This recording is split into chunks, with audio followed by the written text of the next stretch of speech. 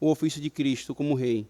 Sujeitando-nos, governando-nos e protegendo-nos. Cada uma dessas ações corresponde a uma carência em nós. Sujeitando-nos. Por que sujeitando-nos? E que doce sujeição, irmãos.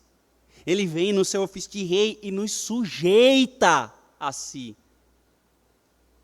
Ele não fica perguntando, ei, talvez, quem sabe, você me aceite, me acolha, eu, um pobre coitado que estou tanto pedindo para você me aceitar. Ele vem como um rei. Ele subjuga o nosso coração rebelde. Mas não é de forma tirânica, é de uma forma doce. Quando nosso coração é subjugado por esse rei, nós baixamos todas as nossas armas. O nosso punho que era cerrado para o céu, agora se abre e acolhe esse Cristo que nos é oferecido no Evangelho. Ele subjuga-nos.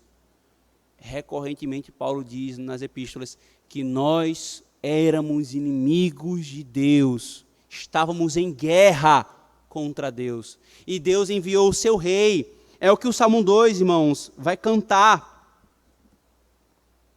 explicitamente, descrevendo justamente a nossa carência e aquilo que Cristo é, enquanto também fala uma profecia. Porque se enfurecem os gentios e os povos imaginam coisas vãs, os reis da terra se levantam e os príncipes conspiram contra o Senhor e contra o seu ungido, dizendo: rompamos os seus laços, sacudamos de nós as suas algemas.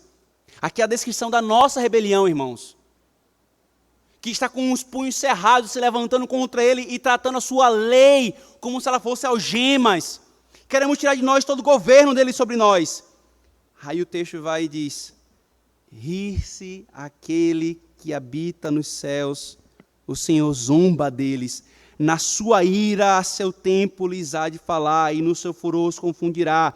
Ele diz: eu, porém, constituí o meu rei sobre o meu santo monte Sião. Proclamarei o decreto do Senhor. Agora o rei diz, ele me disse: tu és meu filho, eu hoje te gerei. Pede-me e te darei as nações por herança, e as extremidades da terra por sua possessão. Com vara de ferro as regerás e as despedaçarás, como um vaso de oleiro. Aí vem o chamado. Agora, pois, ó reis, sede prudente. Deixai-vos advertir, juiz da terra. Servi ao Senhor com temor e alegrai-vos nele com tremor. Beijai o filho, para que não se irrite e não pereça no caminho, quando dentro em pouco se lhe inflamará a ira. É o convite do rei, é a oferta de paz, de rendição.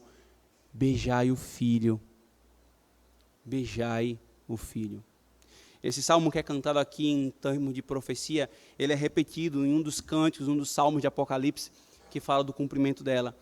Ele vai voltar e não apenas subjugar a nós mesmos, mas o texto diz, ele vai nos proteger até o fim e vai lutar contra os nossos inimigos. O Evangelho, irmãos, água com açúcar, que nós temos hoje em dia, que tende a apelar apenas para músicas que só cantam aspectos cor-de-rosa, fofinhos do Evangelho, e tem o seu aspecto positivo, mas também tem um aspecto negativo, no sentido de que não é apenas a salvação que é anunciada, é o juízo do rei que é proclamado. A imagem que Apocalipse traz de Cristo não é apenas de um cordeiro que foi morto, mas de um leão que vai voltar para devorar os seus inimigos. Um cavaleiro que vai vir montado, tomando vingança dos seus inimigos. A salvação do seu povo é a salvação, é a derrota dos inimigos. Quando o Senhor se manifesta a Paulo, em Atos 9, ele fala para Paulo: Saulo, Saulo, por que tu me persegues? Aí Saulo pergunta: eu, Senhor? Quem és tu para eu te perseguir? Eu sou Jesus, a quem tu persegues. Ele repete. Mas o que Paulo estava perseguindo? Era a igreja. Cristo, ele no seu ofício de rei, ele se identifica com o seu povo e diz: perseguir a minha igreja é me perseguir. Me perseguir é perseguir a minha igreja. Ele falou aos discípulos: se me odiaram, vou odiar vocês. Se odeiam vocês é porque antes me odiaram. Então é dito, ele vai proteger-nos, contendo e subjugando todos os seus e os nossos inimigos. Como isso aqui se aplica a nós, queridos? Pelo menos de 3 ou 4 formas. A primeira é a esperança que nós temos de ter, irmãos, de que no final o nosso rei vai ganhar. O nosso rei vai triunfar. E todo mal, toda rebelião será silenciada, será pisada. A linguagem mais específica é que ele vai encharcar a sua roupa com sangue. É a linguagem que fala sobre Cristo no seu ofício de rei. Ele vai vencer.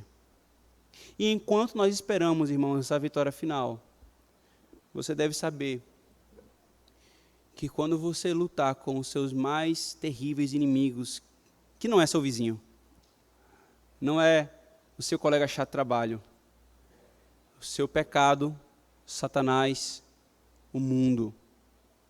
Quando você se vê tentado a cair, a ser subjugado por esses inimigos, clame pelo seu rei. Tome posse da promessa que ele lhe fez, de que ele lutaria contra os seus inimigos, e clame para que ele lhe socorra na luta contra o pecado. Mas também, esse rei nos governa hoje. Por meio do quê? Por meio da palavra. E aí você vê os ofícios entrelaçando-se uns com os outros. Ele como profeta nos ensinando e ele como rei nos conduzindo pela palavra. Mas de forma particular, ele governa os nossos afetos pelo seu Espírito, irmãos. O que explica, meu querido? Você, que provavelmente não cresceu na família cristã, ou mesmo que tenha crescido, você que odiava o Evangelho, dizia, abria a boca e falava assim: jamais vou ser crente. Achava a coisa mais absurda do mundo. E do nada, você se vê seguindo o Senhor. O que explica essa mudança repentina? Ele pegou os seus afetos, o seu coração e governou para onde ele queria. Por que a Escritura fala que ele tem o coração dos reis na sua mão? Porque ele governa os afetos dos homens. Então clame para que ele governe os seus afetos. Direcione os seus desejos para o que ele quer. E por último, irmãos, há uma forma pela qual Cristo, de forma concreta, na estrutura da igreja. Os oficiais, os ministros, os presbíteros, os diáconos, eles são expressão do governo de Cristo como rei. Expressão. Aquele que submete ao governo dos presbíteros, do concílio da igreja local, está se submetendo ao governo de Cristo como rei. Porque eles exercem de forma ministerial aquilo que Cristo delegou a eles. Percebe, irmãos? Há inúmeras implicações para os ofícios de Cristo. Ele é profeta, supra a nossa ignorância do caminho de salvação. Ele é sacerdote, nos purifica do nosso pecado. Ele é rei, nos subjuga docemente e nos governa. Cada um desses ofícios, irmãos, traz implicações para a nossa caminhada, para que nós possamos nos beneficiar desse Cristo que o Senhor providenciou para nós. Então, não se contente com pouco, não pare. Medite mais sobre a beleza e a glória desse Cristo, para que você possa tirar o máximo de proveito para a sua alma. Amém.